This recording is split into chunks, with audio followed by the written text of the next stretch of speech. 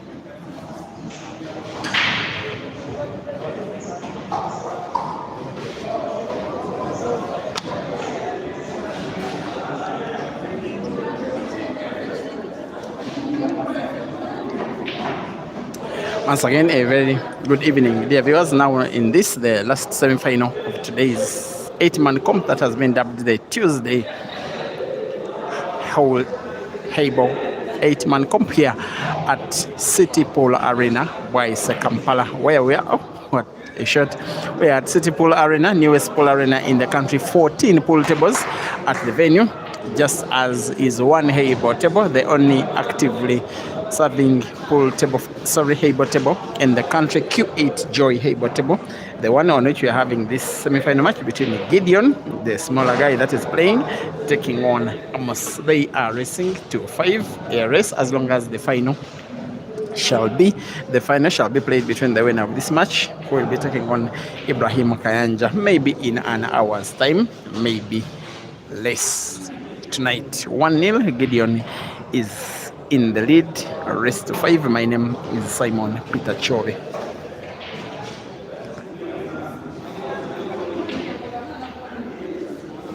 Hello.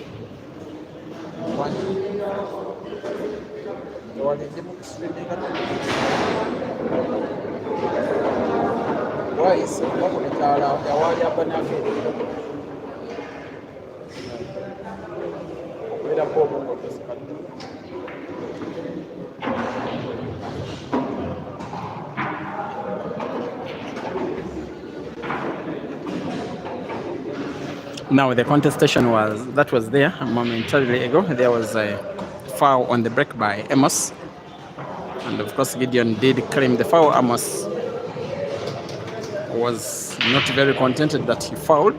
Then he demanded for a video review of this same video that you are watching that was shown to him, and it was proved he had 2 balls crossing and 1 ball being potted. That is how Gideon did ask him to break again, in which case the break was fair, but this young man is leading now 2-0.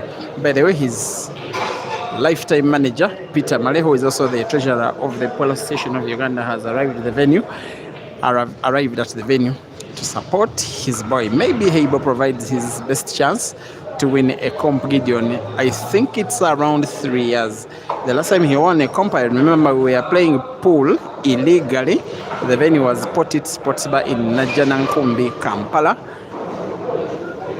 A weekly comp in which he defeated Lugola Simon, the computer, 2021, maybe if not 22, must have been 2021, that far back. He leads 2-0, race to 5.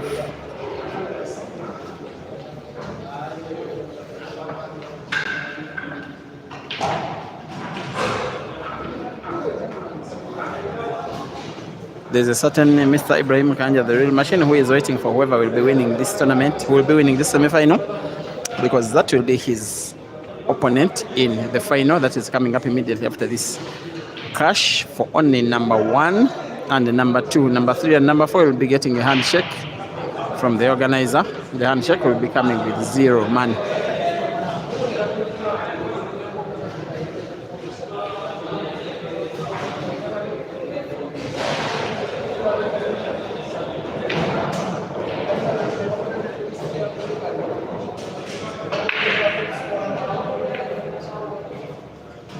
It is a scratch on the break by Gideon. In this case, AMOS is at liberty either to play the frame in position or to rack again AMOS and play himself, or to ask Gideon to break again, and is deciding on the latter, to the effect that should Gideon do 3 consecutive scratches or 3 consecutive bad breaks, then it will be a frame lost by him. By the way, we started the day without the rack, the triangle as sometimes it's called. We finally have one. Thank God. Gideon to break again. AMOS can only wait and hope and pray.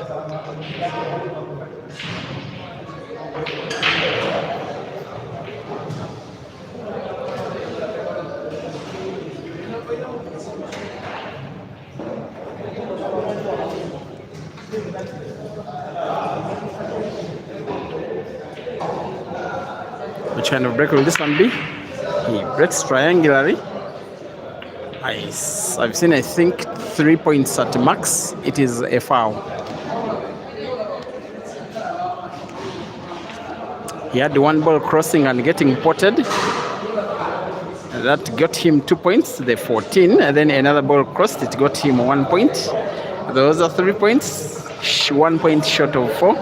If he fails to break legally in this next shot, it will be a frame lost.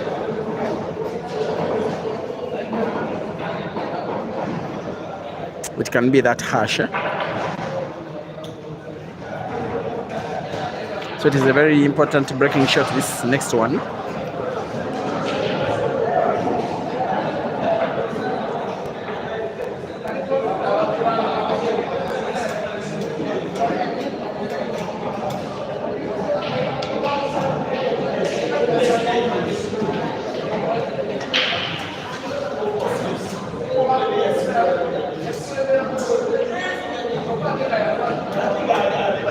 Here we go.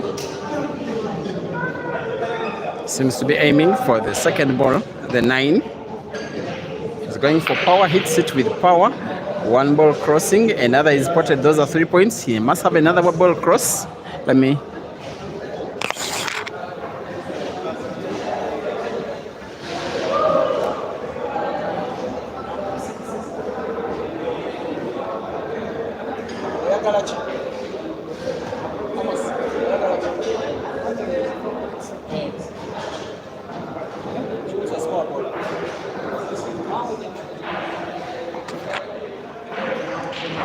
Frame number 3, just like that, has been won by AMOS. Courtesy of 3 consecutive fouls on the break by Gideon. Welcome to HEYBALL. AMOS 1 and Gideon 2. Frame number 4 is going to be broken by AMOS. AMOS, by the way, was the very first Ugandan ever to participate in the World HEYBALL Championships, the tournament that happened even before COVID, by the way, 2019 in Shanghai, China. He did represent together with Hazard. The pair became the first Ugandans to play HEYBALL. Since then, he has been a friend of HEYBALL. He has been dreaming to win big money in HEYBALL. He knows it, that HEYBALL presents the best chance of any player winning very good money from pool. Excellent money. Actually, $700,000 US. If an African player ever won it, they may not have to work again. It is money here, I'm telling you, from a Ugandan perspective. If you know how to spend well, you can grow old feeding your family on it without working. That is if your family doesn't spend as much as that of Nandu to Hilda. Look.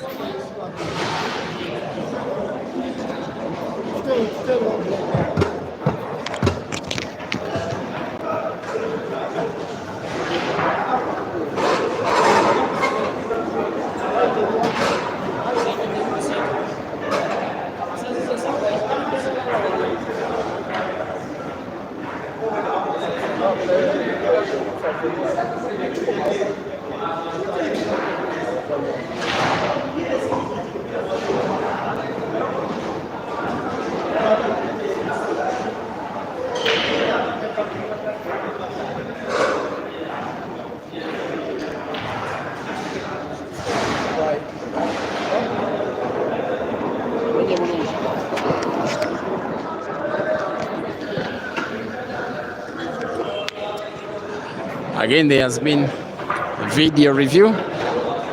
Gideon claiming that apart from AMOS scratching on the break, less than 4 points were accumulated, but after video review, it was proved that at least 4 balls did cross the head string, and after potting the white ball, AMOS only loses his chance on the table. Gideon playing on an open table now is closing the table, playing the stripes, and AMOS the solids. Seems to be not happy with himself, Gideon. He did not draw the white ball backwards enough, I think. He gets to play, I think, the 9 diagonally to the corner pocket and sinks it in. That is very good shooting ability, by the way. From distance, the ball only goes in when it is shot direct on target without having to kiss anywhere on the edges of those corner pockets. By the way, those pockets look quite small, and even from where you're watching, if you are to be observant, they look really small, and these balls are very big balls compared to the balls on which these guys play black ball, because it is the sport they play more regularly. I think you can see what I normally call the small ball pocket.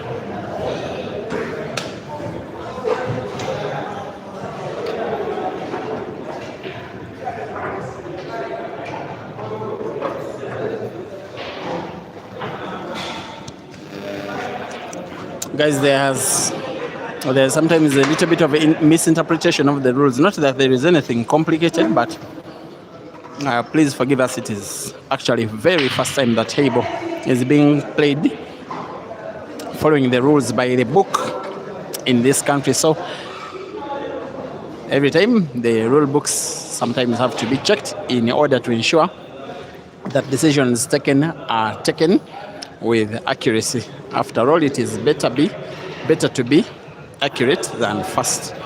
Now, Gideon actually fouled because when a player scratches on the break, then the cue ball is supposed to be placed only behind the head string. But Gideon placed it, if you remember, after AMOS's break, he did put it just around the area where there is the two ball, which is not behind the head string, it's the lower end of the table. So Gideon potted the ball, then he potted another, then missed the third, then AMOS did appeal. However, the same HEYBALL rules state that a foul can only count when it is declared or called right after the shot is played. Now AMOS reported a little too late. That is why he did not benefit from the call. Gideon escapes 2-1. He still leads.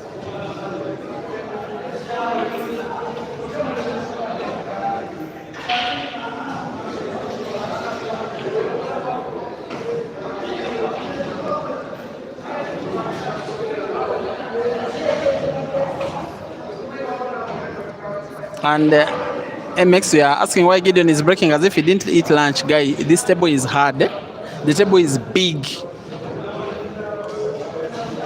The players that have played HEYBALL at a very high level, they take a lot of time practicing simply how to break.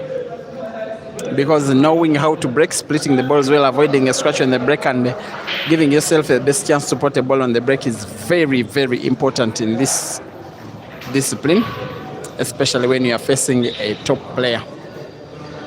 AMOS is learning that as far as regards HEYBALL, in a Ugandan perspective, Gideon is one of the better players in the country. He told me, Gideon, that there is nobody who can beat him in this discipline. That's what he told me. He's a very arrogant guy, but in a very good way.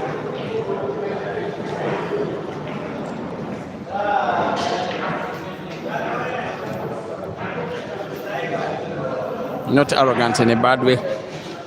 He's a vibe to be around with. The word he says about himself, about the sport, about fellow players.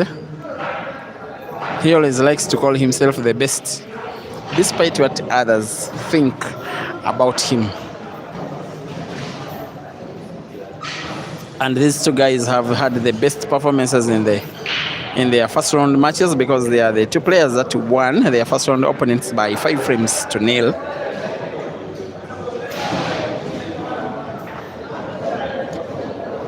Now they get to face off, and one of them will not be making the final. Coming live next, whoever wins this match will be taking on Ibrahim Kayanja in the final. And that will be it for the very first HEYBALL competition Uganda ever organized, and where I have come short in terms of presenting this tournament to you. Please forgive, very first time that I am streaming HEYBALL. I'm not like Francis, who streamed the World Championships of HEYBALL. That's the day I inboxed him telling him you were born lucky. The guy went to China. And I think even this year, maybe, he's chasing his China visa. And the only thing he did not tell us is that he hardly potted a single ball, because he not only streamed, he also played the comp. Look at how this guy is queuing. The very first HEYBALL table that stepped foot in Uganda was placed at Upper Volta Pool Arena in Kasubi, a venue that was owned by Peter Murray, who is watching this tournament at the venue. His boss, Gideon's manager, lifetime manager. So Gideon had the opportunity to practice in HEYBALL for as long as possible. He's asking for a bridge. Of course, some stuff cannot be done with this height, even with a guy who is probably as tall as Jimmy or Tim, may be getting body size problems playing some of the shots. The guy knows how to use the bridge quite well. He's showing us that HEYBALL is not a new thing to him. He has played one tournament in HEYBALL outside the country. It was in Eldoret, Kenya, 2000 and I think it was 2020 at the peak of COVID. His boss sneaked him out of the country to participate in that one. Tournament, if I'm not mistaken, it must have been won by Jim Kush, who together with Peter Kinyua are the directors of HEYBALL Kenya. GIDEON 3, AMOS 1. That has been the best clearance of the match so far. The young man has only lost one frame, and that one has been lost courtesy of 3 foul breaks in a row. 3-1.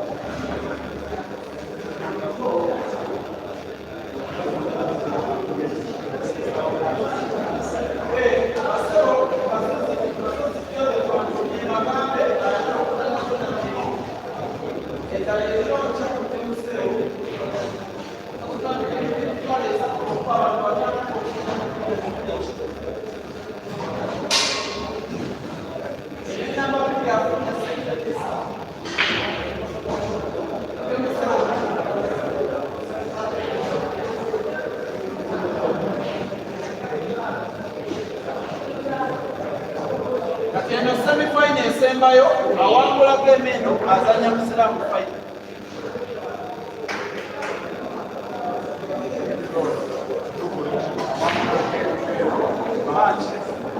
Match.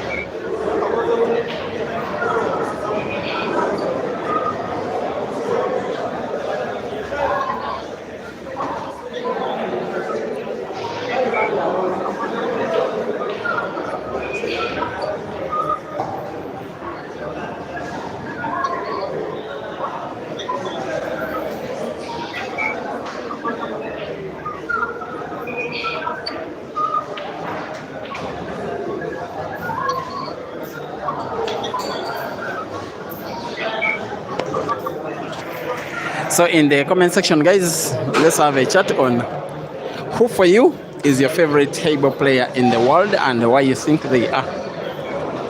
For you, who is your favorite HEYBALL player in the world, guys who are watching, and why they are your favorite. Thank you for watching. Junior Remy Shiremi, you think Gideon will be something else at HEYBALL with time? Yes, the guy, though he's playing, he's showing that he has been playing in this sport for some time. I don't know whether he will win this match. I don't even know whether he will win this comp, but at least he's demonstrating ability to execute on this table. Look at what he's doing.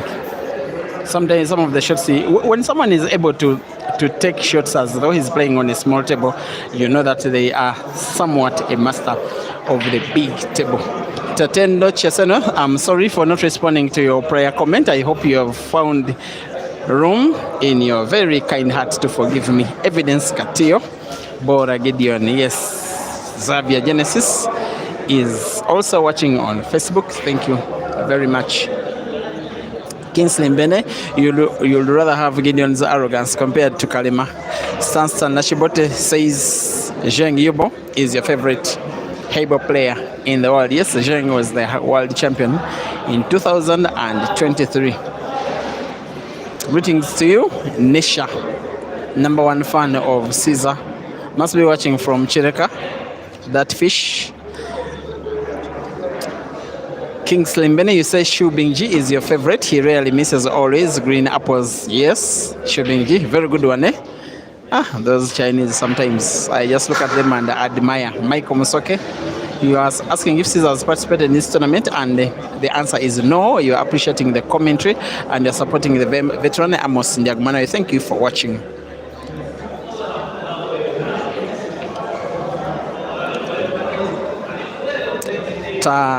Tanyaradzwa Kenneth Manyumba, you say Zheng Yubo is your favorite HEYBALL player in the world, but no one says that. No one is seemingly appreciating the current world champion. Oh, by the way, at least I think it's Shu Bingji. He beat Zhao in the final, unless I'm mistaken. Those guys are rich. But for me, by the way, for whatever reason, my favorite player in the world is the girl, Tang Chungshi, the Chinese. How she's able to play as a world-class man when she's a girl. Because ladies go through challenges that guys don't go through trying to learn this sport. The handicap with which women are given ladies in HEYBALL, she will give it to pretty much every African player, and in my opinion, and still beat them. Every time Gideon claims for a foul or in that kind of a situation, Amos seems to be losing his control. My God. How do you shoot at long range on target with such thin pockets?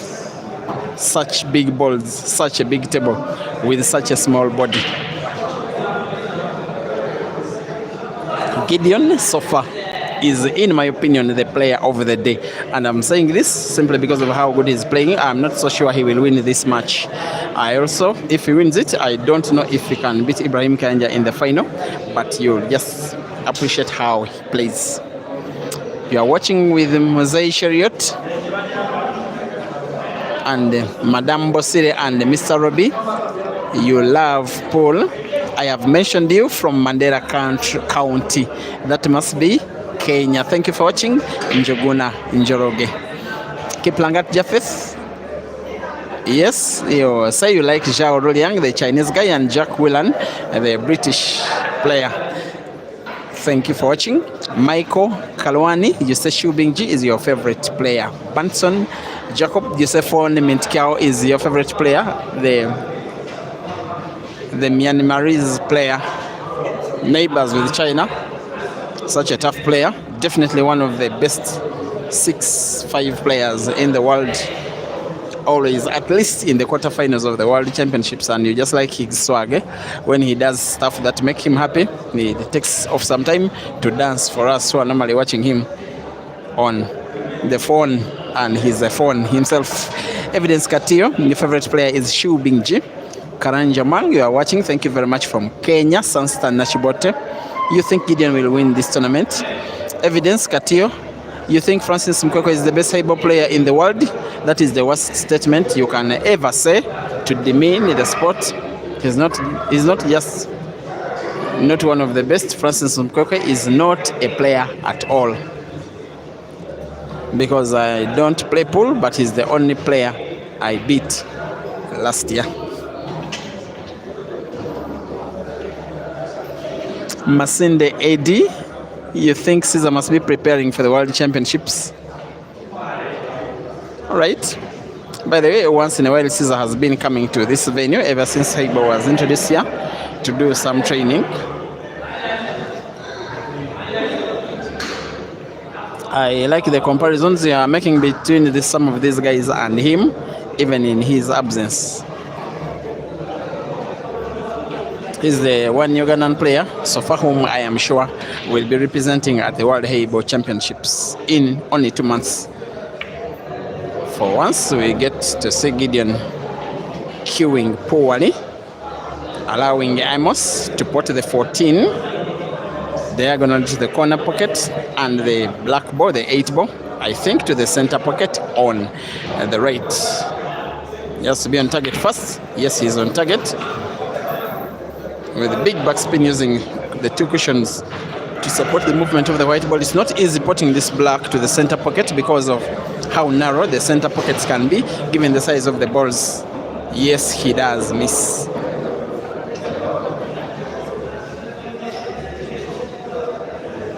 This one is starting to look a little bit too tricky for AMOS. I just believe that Gideon should be playing a safety, some kind of safety. It's quite risky trying to go for this one. The only way for going to go for it is to play. No, I think he's playing safety. But he puts, not really. He allows slight sight of the 8 ball for AMOS. He has 2 solids, Gideon. AMOS on the 8 ball. Plays it, hopes for luck. Will he put? Wow. Luck favors the prepared. AMOS wins the frame. It is 3-1.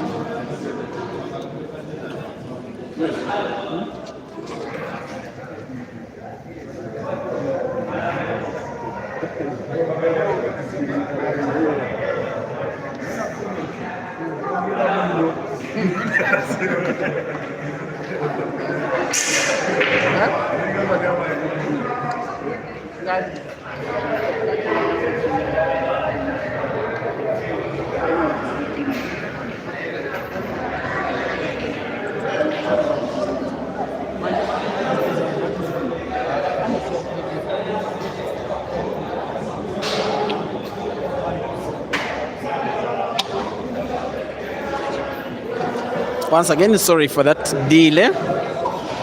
We simply wanted to be very sure when these guys were.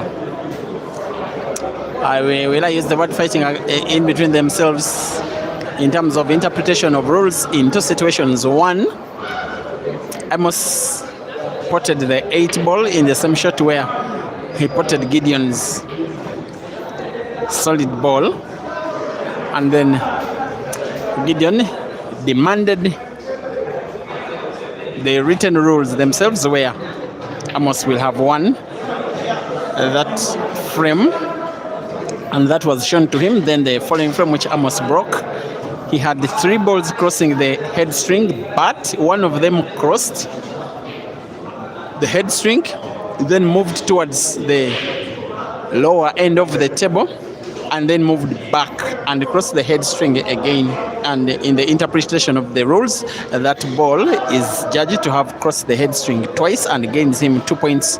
And when you factor in the other 2 balls that crossed the head string, it was a legal shot from AMOS. So both of the situations were won on appeal by AMOS. What is not appealing is that's not winning AMOS, is the shooting ability, especially from long range, compared to Gideon, demonstrating that he has played HEYBALL for some time.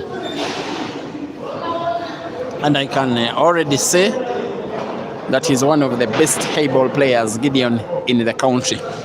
There are others whose shooting skills we have not been seen. Joseph Kasozi, so far, his ability is not yet seen.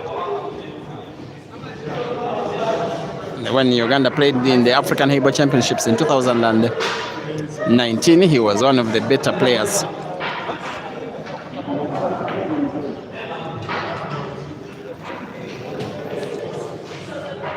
The computer, well, Ibrahim Kanja has demonstrated that he's a decent player. Also, by the way, in the 2019 African HEYBALL Championships, the ladies event was won by Nicola Rosu. She did beat Rukia Naiga in the final 5-0.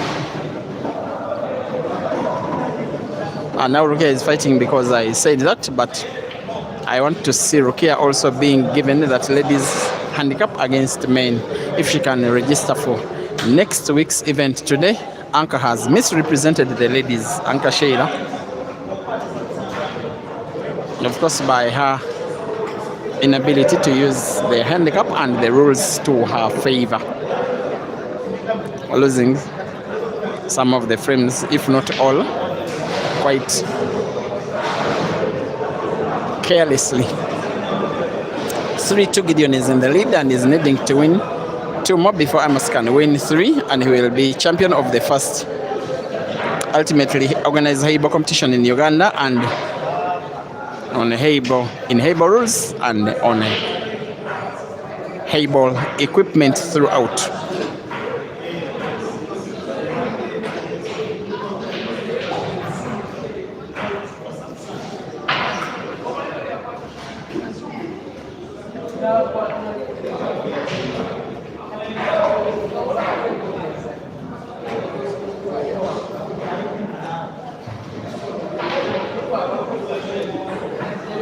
So every time you see it happening that a frame is paused because of a situation where players are arguing against themselves, we can lose 2 or 3 minutes or 1 minute.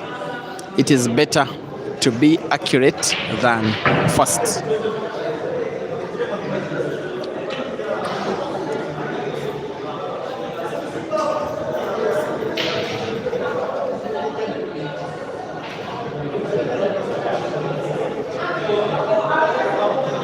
And great man Chimbundi, hi to you. You're asking on YouTube what is the difference between this type of pole and black ball.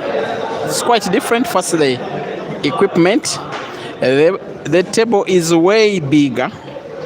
The balls are way bigger. The cue ball, the object ball, the dress code, the game discipline, the rules, how to break, how to win a frame, how to close the table, how to use 2 shots given, a dress code. It's quite different, and you don't become a good player at HEYBALL simply because you are a good player at black ball.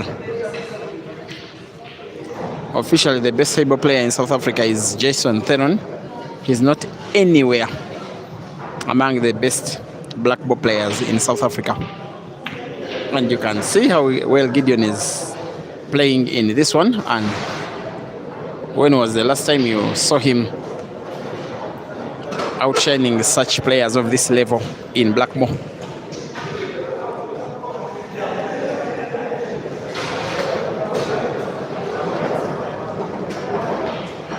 After that kind of shot, I just appreciate the standard of the table, the leveling.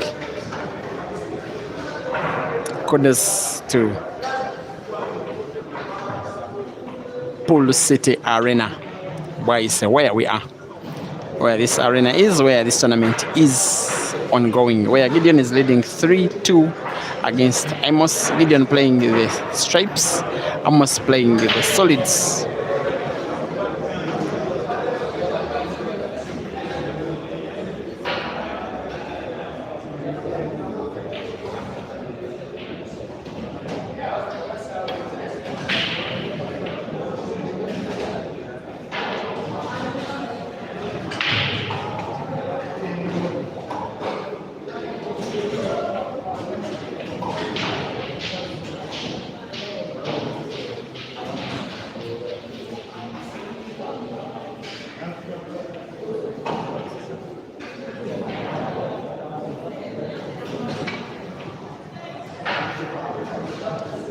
I just appreciate AMOS's dress code.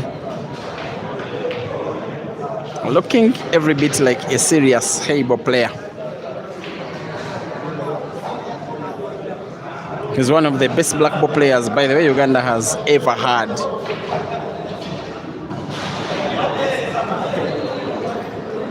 With the whole of 4 tournaments singles category in black ball by the Pole Association of Uganda, including the National Open Championship. Actually 5 tournaments, including the National Open Championship in 2015. He did beat Black Sheep in the final. Former Ugandan champion and former seed #1 Uganda. Nowadays he's only trying to rediscover his best in black ball, but folks say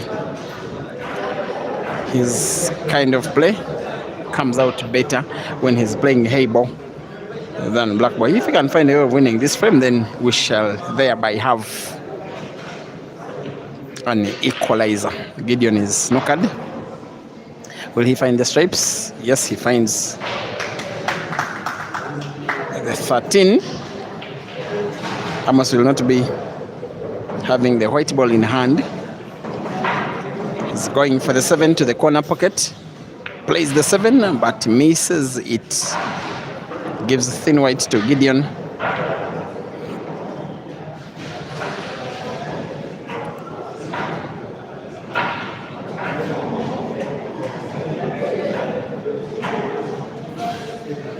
In HEYBALL, you don't see balls getting potted as regular as you see with black ball, unless you are watching the Chinese. So it will take these comps regularly for Uganda or any of the African countries to have a player who can really deliver.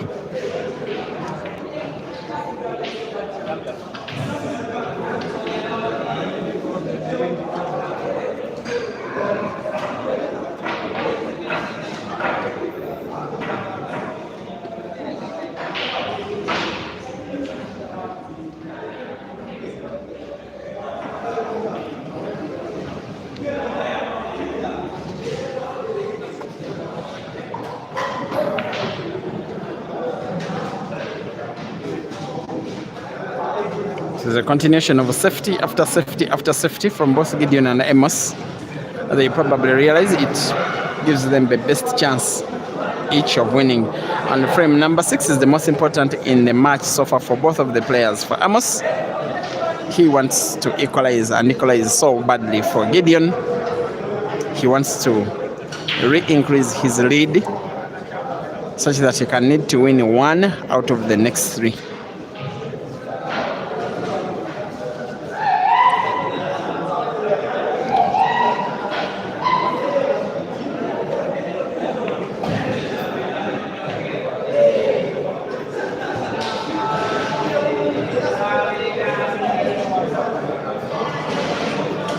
World HEYBALL Championships coming up in China in just 2 months' time. You never know. AMOS sometimes finds his way to China. He has been part of the World HEYBALL Championships on 2 occasions and has played out of the first round only once.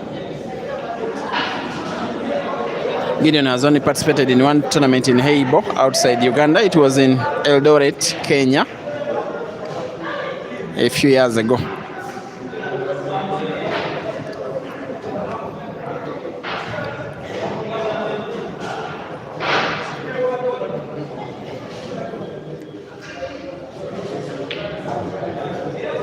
Also at the venue are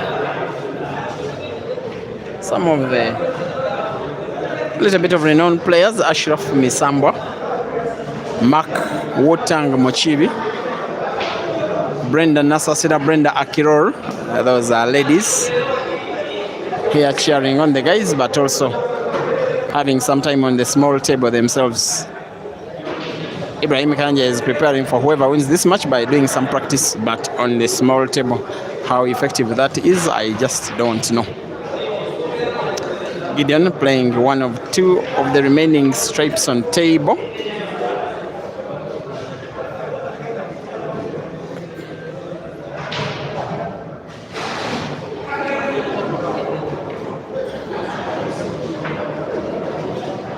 It's a miss. We wait to see how AMOS can utilize. You get to think he can.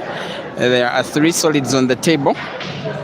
He's choosing to play the 3 first.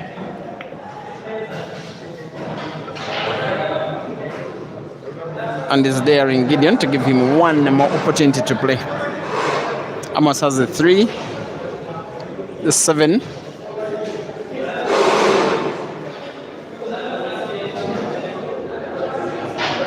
and the 2, and then the black, the 8 ball. Gideon is on the 13 and the 11, and then the 8 ball. He almost spotted the 13, and AMOS knows that any other chance given, Gideon may utilize AMOS. Needs to clear the frame. I think white will be okay. He has to avoid the effect of white balls being behind the black. He could get himself snookered. That will do. The 7 to the corner pocket, the black to the corresponding corner pocket. Good queuing using drag effect on the white of the experienced former league champion, former national champion, who gets to equalize in the match. AMOS 3 and Gideon 3.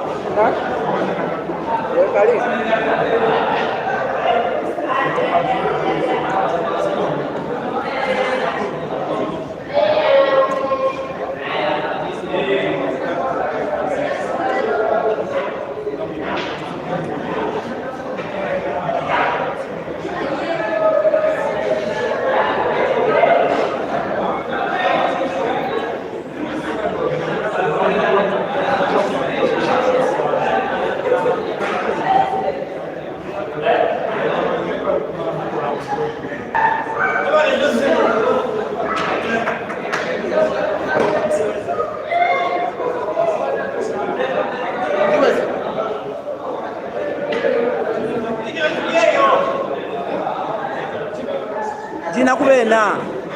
Linda ko.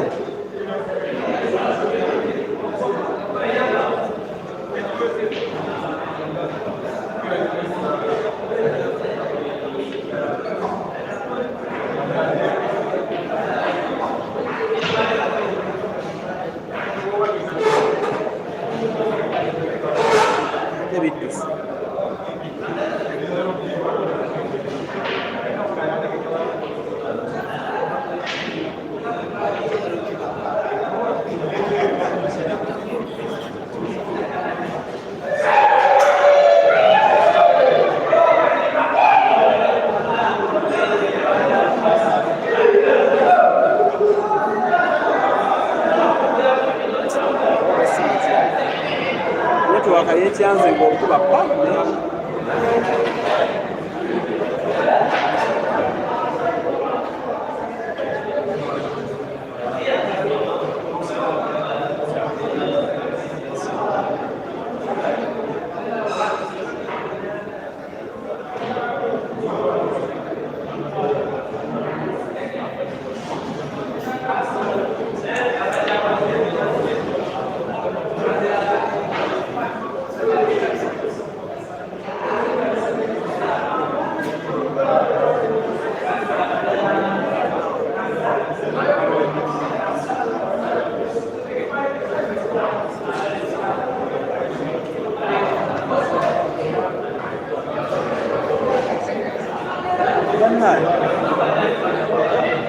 shote network ikikuja. Ndio bila kisasa hii.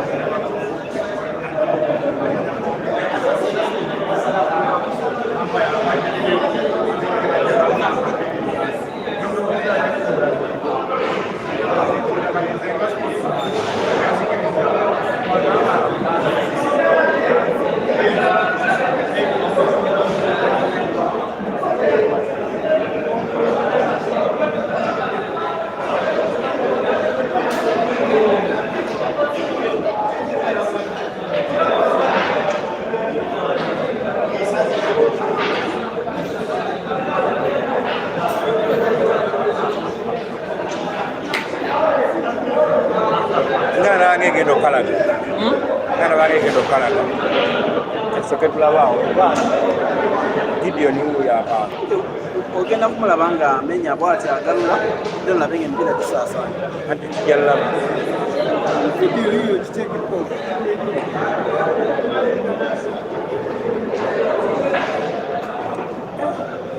Yep. Kalabi.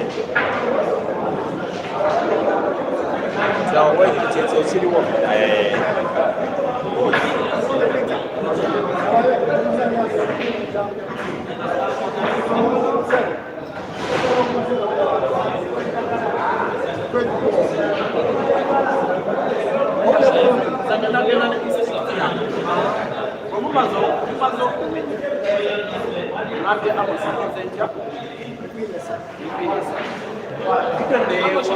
Gideon wampulizza nga obwedda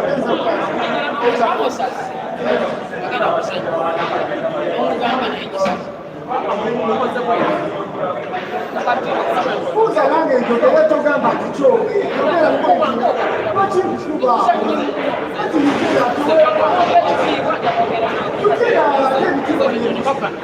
ensonga bwe ate nakoze pawutamanyiko oyo osanyira kula ebintu byose gyemuzanyira temuganga basirikizanyira muba tosobola saloti mungamba kubogola mulimba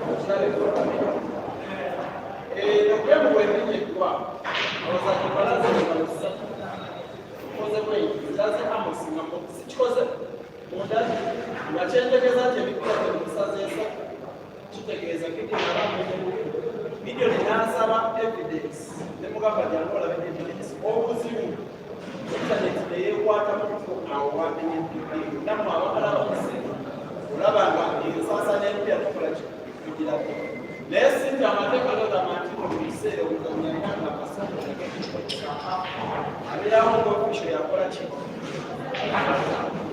kenamenye kugebeero ng'ofisho kyeyajja emirundi ebiri agenda kumenya oba amateeka kyoyagala oba azanye oba ozanye oba emwadula yakwazanye John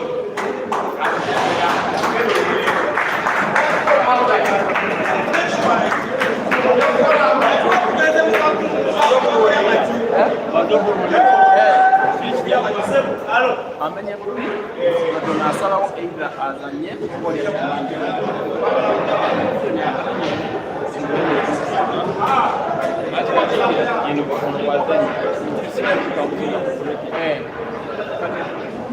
omwami ono yeka gwe tulina amanye obulungi amateeka ago blackship agenda tuyamba alamule omuzannyo ogwo oba oli awo n'okuddamu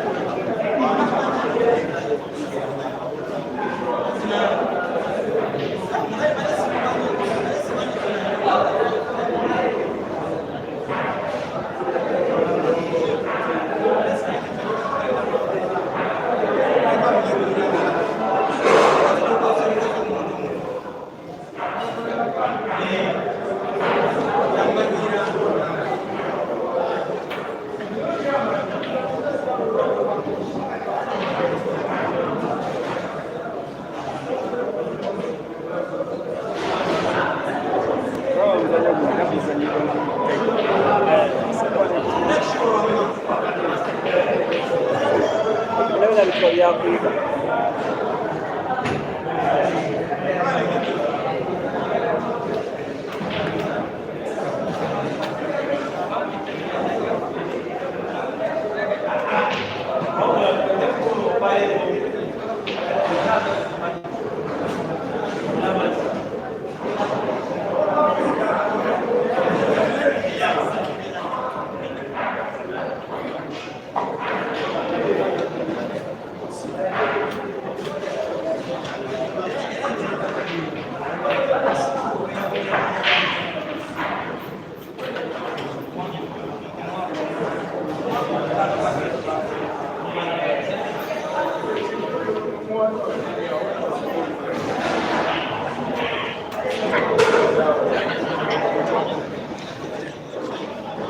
So guys, an official in Alfred Gumekiza Black Sheep has now been appointed to be the umpire of this match as well as the final. The organizers have been helping the players with the interpretation of the rules, and I think you guys, I owe you an explanation on that. About 7 minutes out of the match. Most of the time after the break, when it was a foul on the break, the players demanded the video evidence as to how many balls did cross the head string, as the rules say. Now, it came to a situation where Gideon was told that only 3 of the balls after his break did cross the head string. Then he said, okay, I want evidence. For me, I saw 4. Now, coming to the video evidence, those of you who are watching on YouTube, that is Break and Finish Live, you may probably witness that at the point where the balls are being split, the internet got a hitch and there was no proper evidence. So the more he insisted, the organizers decided that using video evidence is only in kind, not that the rules state like that. Then the organizers went with their initial ruling that it was a foul on the break. So Gideon in this match has got 2 fouls on the break. Amos would have asked Gideon to break again if he wanted. He has decided to maintain those 2 fouls on the break. They are still running, and Amos will be free to demand for a frame if Gideon fouls again on the break in this match. And I don't know whether Gideon knows that one, right? That he is on 2 fouls on the break. If he does it a second time, then he will lose a second frame in the second match by not breaking well. 3-3 between Gideon and Amos, race to 5, last semi-final. I hope I explained as good as I could make you understand.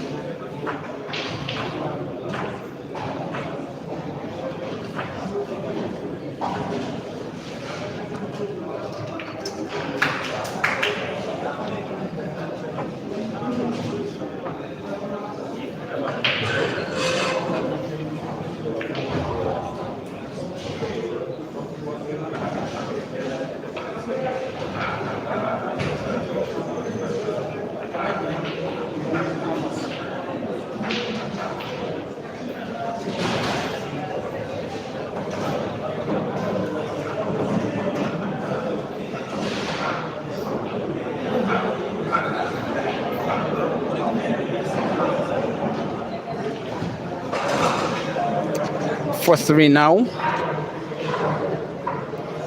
The veteran AMOS is in the lead and is now on the verge.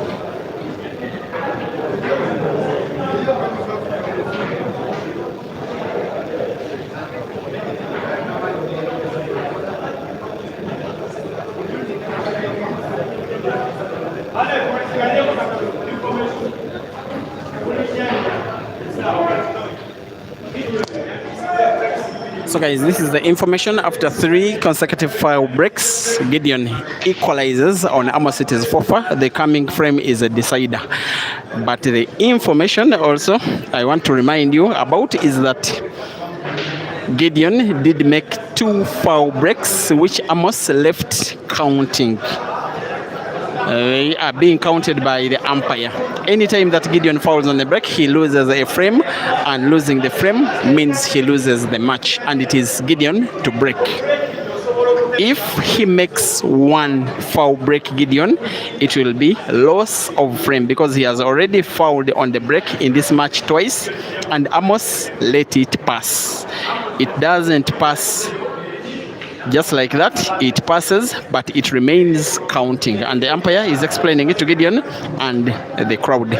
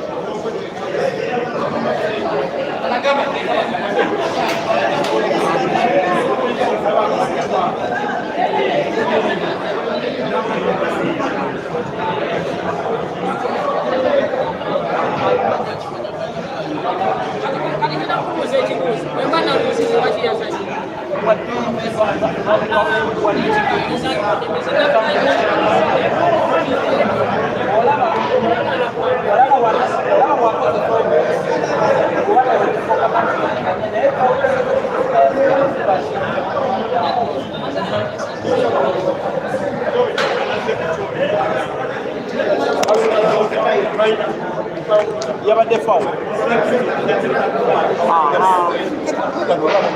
Mwana kijagado kweli.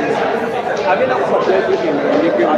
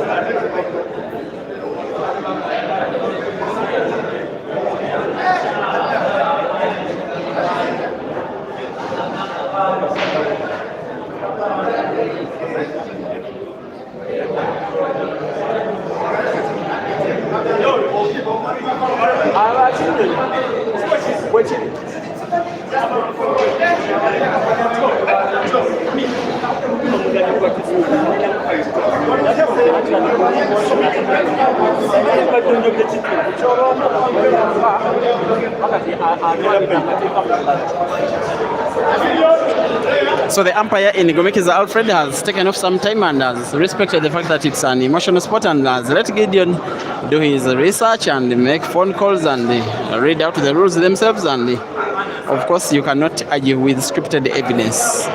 If Gideon fouls, he loses the match. This is one shot, which is the most